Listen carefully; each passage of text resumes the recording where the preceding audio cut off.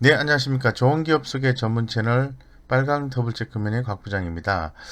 오늘의 두 번째 좋은 기업 영상은 파버나인입니다. 이 파버나인에 대해서 이 투자 포인트를 한번 고민을 좀 해보도록 하겠습니다. 올해 이제 삼성전자 미니 LED TV 출시 및 이 스마트 사이니지 판매 증가로 수혜 전망이다라고 나와 있는데 스마트 사이니지라는 것은 무인 단말기를 얘기하는 겁니다. 그래서 이 관련된 부품에 대한 어떤 공급, 제작 공급 이런 부분을 담당하고 있다, 전담하고 있다 이렇게 좀 말씀드리겠습니다. 본격적으로 이 파버9에 대한 관심을 갖자라는 취지에서 관련 내용을 설명을 좀 드리도록 하겠습니다. 이 파버9 같은 경우에는 제가 말씀을 드린 것처럼 어, 뭐 아무래도 그 미니 LED, 이 미니 LED가 올해 상당히 주목을 받고 있는 거죠. 그래서 이 미니 LED TV 출시에 대한 얘기가 좀 나오고 있고 이미 행사가 이제 끝났습니다만은 CES 2021에서 미니 LED TV를 선보였죠, 삼성전자가. 그래서 이런 부분이 좀 더 주목되고 있는 것 같고요. 이 비즈니스 전반적인 이슈로 좀 봤을 때는 이런 내용이 있습니다. 이 동사 같은 경우에는 알루미늄 표면 처리 전문 기업으로요.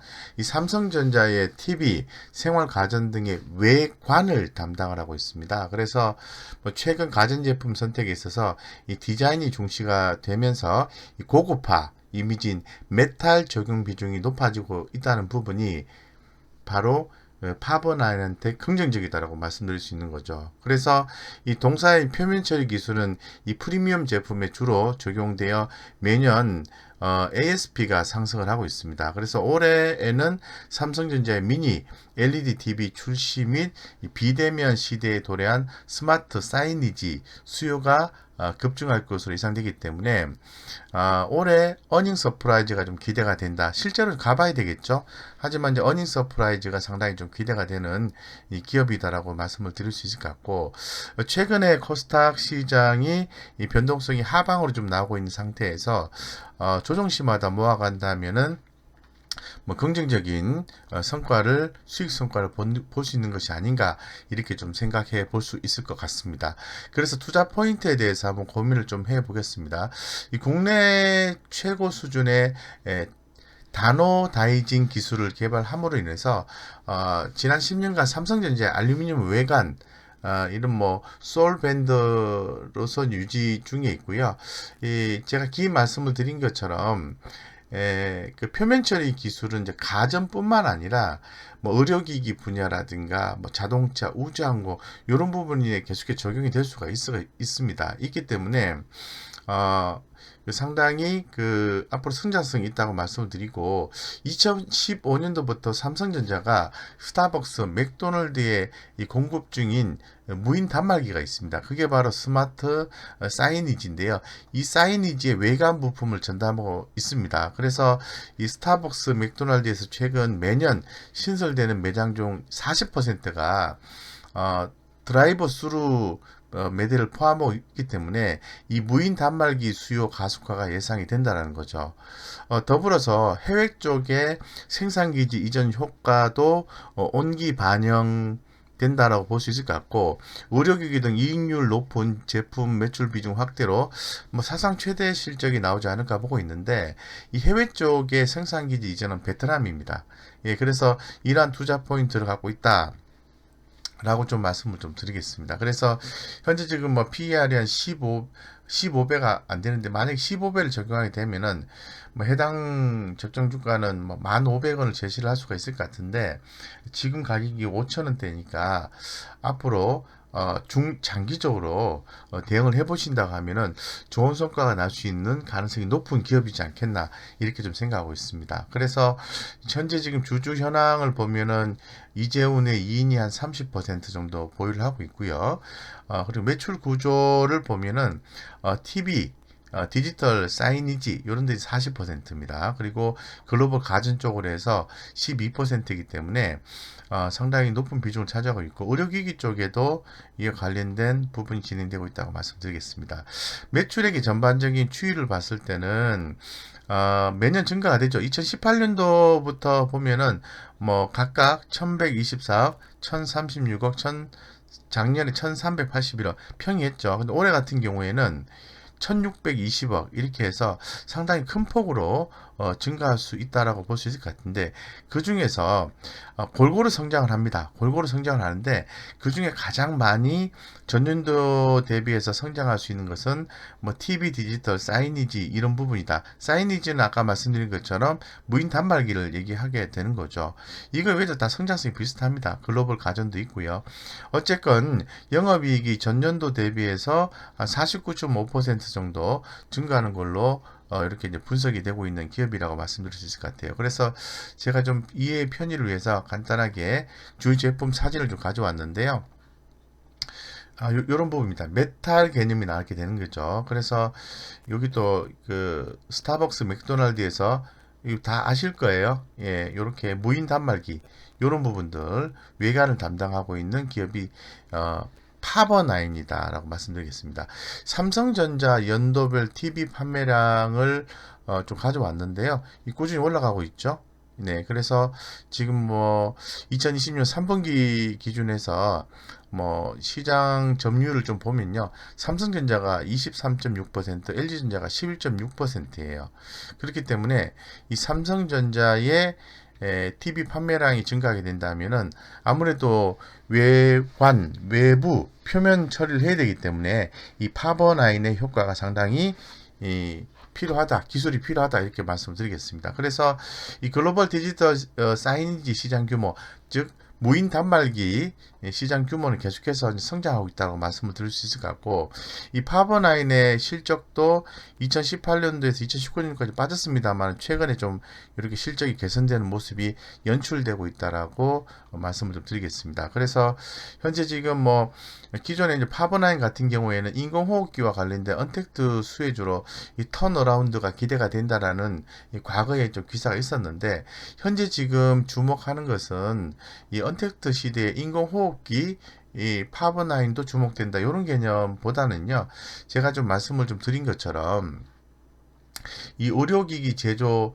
사 부분의 어떤 성장 기대감이라든가 특히 이제 포인트는 다시 한번 더 간단하게 말씀드리면 이 알루미늄 표면 처리를 전문으로 하고 있는 기업이다라는 부분이고 특히나 더 이 삼성전자의 디스플레이 사업 확장에 따른 수혜가 예상이 된다는 거예요. 이 부분이 현재의 투자 포인트라고 말씀드리겠습니다. 그래서 이 삼성전자 같은 경우에는 그림에서 보시는 것처럼 친환경 영상 디스플레이 제품을 확대하고 있는 상황이기 때문에 이 거래 관계가 상당히 두터운 이 파버나인의 성장성도 엿볼 수 있다라고 말씀드리겠습니다.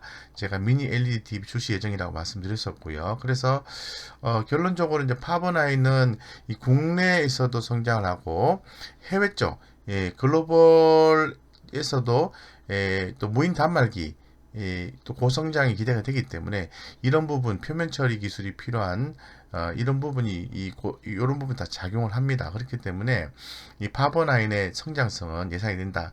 다만 주가가 조금 약한 구간을 걷고 있기 때문에 꾸준히 좀 거래량이 좀 이렇게 크게 수반이 안 되는 상황에서도 분할해서 모아갖고 한번 기다려보는 전략을 취한다면은 상당히 좋은 성과를 볼 수 있는 대표적인 종목 중에 한 종목이지 않겠나 이렇게 좀 생각하고 있습니다. 그래서 제가 전반적으로 다 말씀을 좀 드렸었고요. 재무제표상에서 말씀을 드린 것은 제가 금일부터는 이제 비즈니스 썸머리를 좀 말씀드린다고 했는데 회계법인에서도 작년 2020년 9월달 회계법인의 평가를 보면은 전년 동기 대비해서 매출도 30% 이상 증가가 되고 영업이익도 당기순이익도 흑자 전환이 되었다라는 거죠. 그래서 이유는 높은 수준의 알루미늄 소재 나노 다이징 표면 처리 기술과 외관 제품에 특화된 생산 기술을 바탕으로 한 성장성이라고 말씀드리겠습니다. 따라서 영업이익 당기순이익이 흑자 전환되었다라고 기존에 나와 있어요. 그래서 상당히 좋은 기업이다라고 말씀을 드릴 수 있을 것 같고 아무래도 그렇다 하더라도 재무적 안정성이 결여가 되어 있으면은 각 부장 같은 경우에는 우리 구독자님들께 말씀드리긴 좀 부담스러워요. 네. 네, 그래서 한번 살펴보겠습니다. 자본 총계가 605억인데요. 부채 비율이 134%, 현금 유보율이 843%예요. 괜찮다 이렇게 말씀드리고 2019년도에 영업이익률이 마이너스 적자였습니다. 그런데 2020년 그리고 20년 들어가지고 3분기 때부터 영업이익률이 11.23으로 증가가 됐습니다. 그래서 이 마이너스권에서 이렇게 3.96 1분기 때 2020년 1분기 때 3.96 그리고 2분기 때는 1.22 그 다음에 3분기 때 11.23으로 증가가 됐다는 거죠. 이에 따라서 주가의 변화가 나왔다라고 말씀드릴 수 있을 것 같고 주가의 변화를 좀 살펴보면요.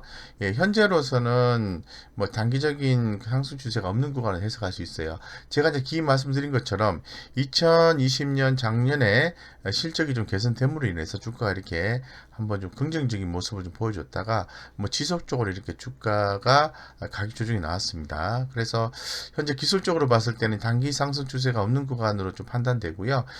단기 상승 추세로 전환되기까지는 뭐 시장 상황까지도 고려를 해야 되기 때문에 시간이 좀 걸릴 것으로 보고 있습니다.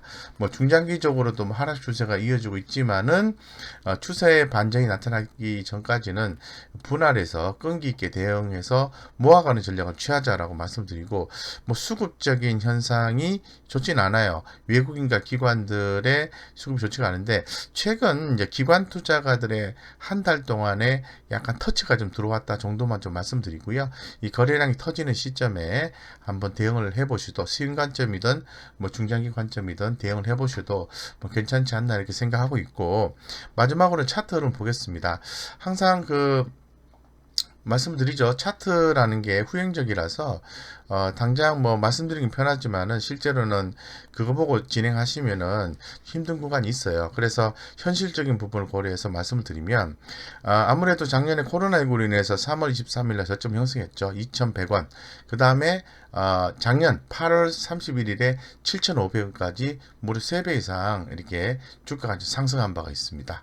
예, 그래서 뭐 제가 보았을 때는 딱 맞는 건 아니지만은 뭐 요 정도 구간에서 주가가 하방 경직성이 나오는 것은 기술적인 이유도 있다라고 말씀드리겠습니다. 여기에서 성장성 하면은 기 말씀드린 것처럼 미니 LED TV의 출시라든가 무인 단말기 이런 부분에 대한 어떤 외부 부품 전담을 한다고 말씀드렸죠. 이런 부분에 대한 향후의 어떤 성장성이 부각이 된다면은 이 파버나인은 5,000원대에서 현재 평가상으로 봤을 때는 많은 데까지도 주가 상승이 가능하지 않을까 퀘스천 마크 이런 조심스러운 말씀드리겠습니다. 이상 여기까지 파버나인 좋은 기업으로서 소개를 금일에 두 번째로 소개를 드렸습니다. 여러분들의 성공 투자를 기원 드리겠습니다.